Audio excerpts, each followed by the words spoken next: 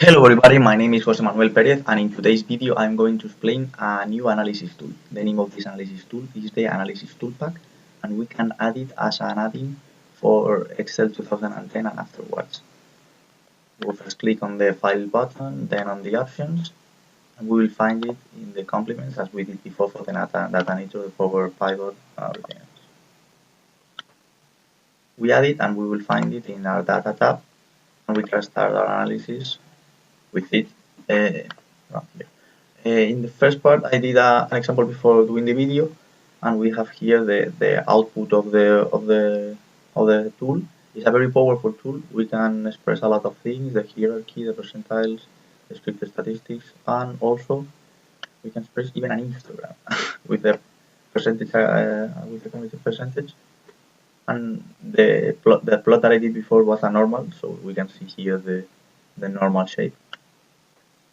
Now I'm going to do another analysis. In this case, we're going to set analysis for people that weighs between 50 and 150 kilograms. We're going to select for that the unicorn distribution, only 100 samples, and we have to be very careful with the output range. The output range is one of the biggest cons of this program because it's a little bit messy to stay over and over doing those things.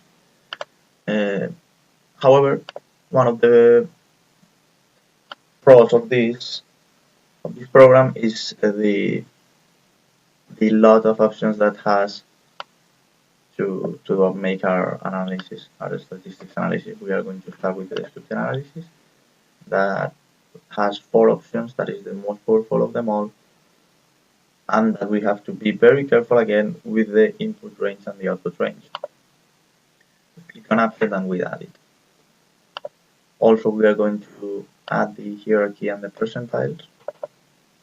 If we have a number of samples that is lower than 1000, this is going to print an error because it will define a 1000 of samples unless we just have 100.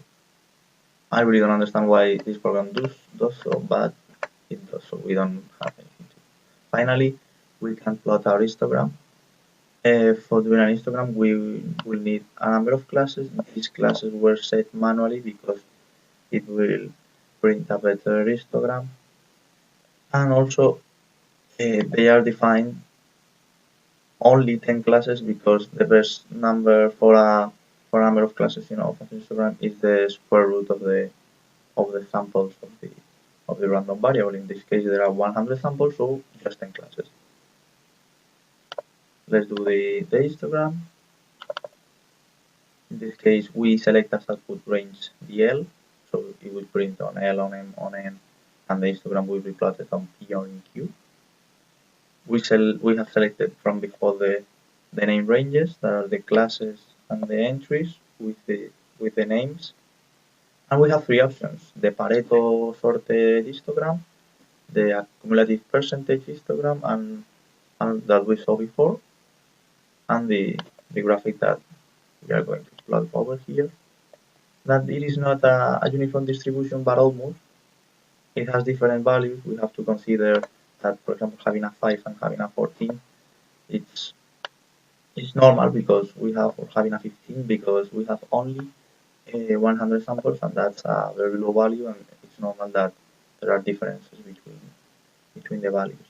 If we had said 1 million options, we will have around 1000 options in almost every part of the histogram, and it will be very precise instead of this case.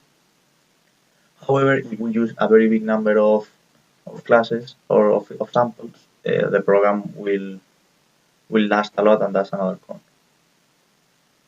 So we have made our analysis up to here, and that's everything that I wanted to